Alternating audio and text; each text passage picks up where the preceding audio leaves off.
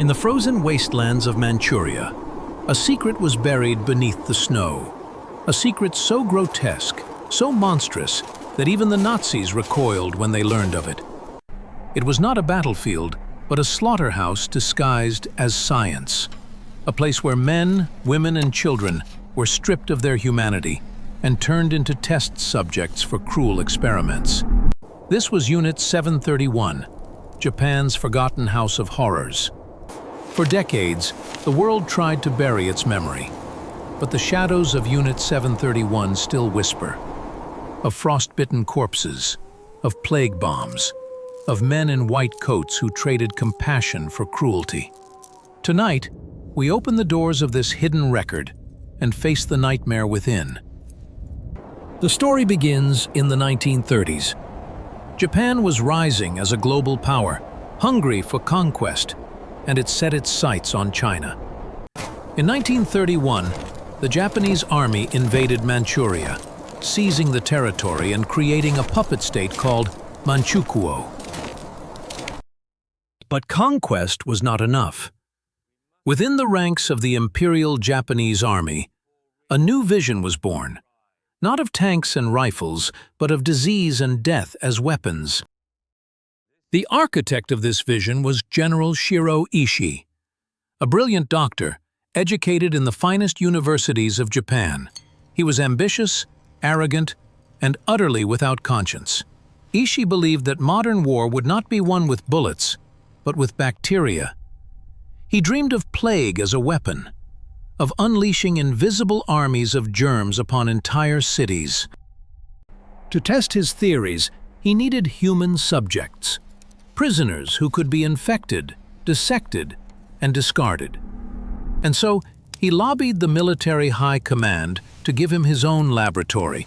In 1936, they agreed. Construction began on a sprawling compound outside the city of Harbin in occupied Manchuria. On the surface, it looked like a research institute. Rows of brick buildings, barracks, workshops. But behind its walls stood something far darker. Operating theaters without anesthesia, cold chambers, pressure rooms, and incinerators to burn away the evidence. The Japanese army gave it a sterile bureaucratic name, Unit 731. But for the victims dragged inside, it was nothing less than a factory of nightmares. Inside Unit 731, there was no mercy, no humanity. The prisoners were not even called people. They were called maruta, the Japanese word for logs. Because to the doctors of Unit 731, a man or woman was no different from a piece of wood to be cut open and discarded. The prisoners came from all walks of life. Most were Chinese civilians, plucked from villages under occupation. But there were also Koreans, Mongolians, Russians captured in battle, and even a handful of Western prisoners of war.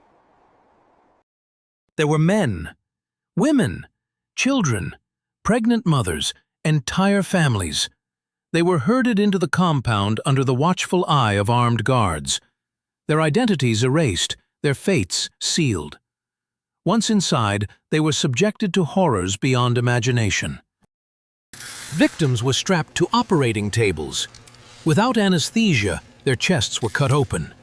Organs were removed, measured, studied, while the victims screamed in agony.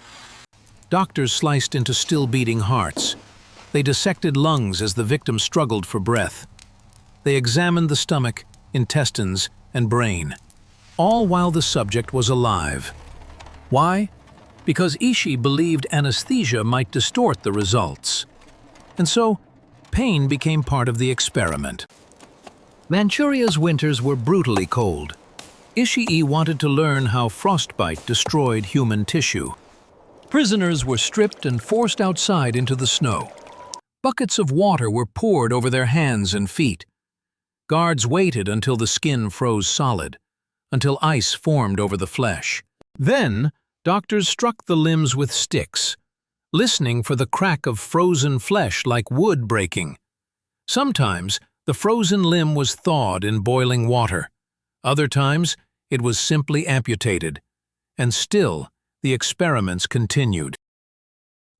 Unit 731 was, above all, a biological warfare unit.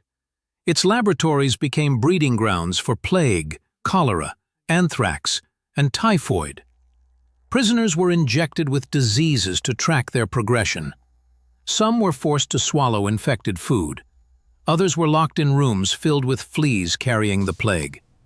Doctors carefully recorded every symptom, every fever, every convulsion, every death. Pregnant women were deliberately infected to study how diseases spread to unborn children. And when the victim died, their bodies were dissected for further study. Unit 731 also tested the weapons of war directly on living humans. Prisoners were tied to wooden stakes in open fields. Then, grenades were thrown at them to test blast damage. Flamethrowers were used to see how fire consumed flesh. Prisoners were locked into gas chambers to study chemical weapons. Some were even used for bayonet practice, stabbed over and over again, while doctors measured how long it took them to die. The crimes of Unit 731 were not limited to the laboratory. From its base in Harbin, Ishii expanded his work into real-world tests. Entire villages in China were bombed with plague-infected fleas. Rivers were poisoned with cholera. Crops were infected with anthrax. The death toll is impossible to calculate. Some historians believe 200,000 people or more were killed by Unit 731's experiments and biological attacks. And yet, inside the compound, the killing continued day after day. Some guards, hardened by war, treated the executions as routine. But others described sleepless nights, haunted by the screams that echoed through the halls. One former worker recalled, "We were told they were logs. But when I looked at them, I saw people. When they cried, I heard human voices. I still hear them." By 1945, the war was lost. Allied forces were closing in. The Empire of Japan was crumbling. As Soviet troops advanced on Manchuria, Ishii gave the order. Unit 731 must be erased. Prisoners were executed in mass killings. The compound was destroyed. Documents burned. Witnesses silenced. But Ishii himself did not face justice. In fact, he and many of his colleagues escaped punishment entirely. Because in the ashes of World War II, a new war had begun. The Cold War. The United States, desperate to gain an advantage over the Soviets, saw Ishii's data as priceless.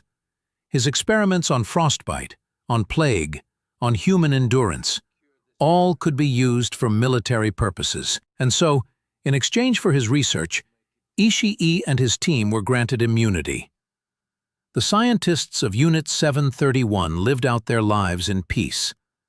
Some became professors. Some joined corporations. Ishii himself lived comfortably until his death in 1959.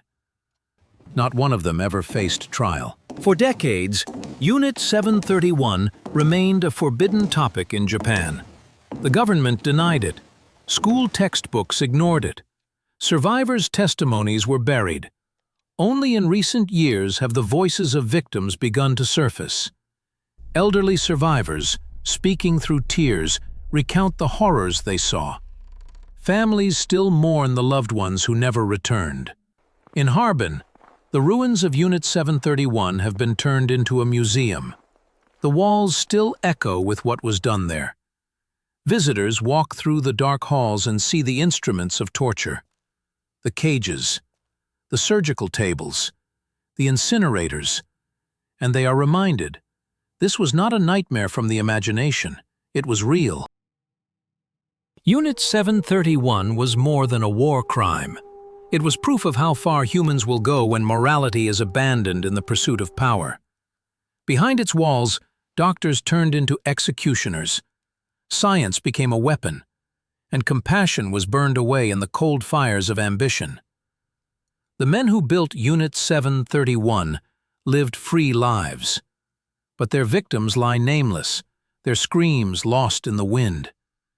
This is why we tell their story, to ensure that the shadows of Unit 731 are never forgotten.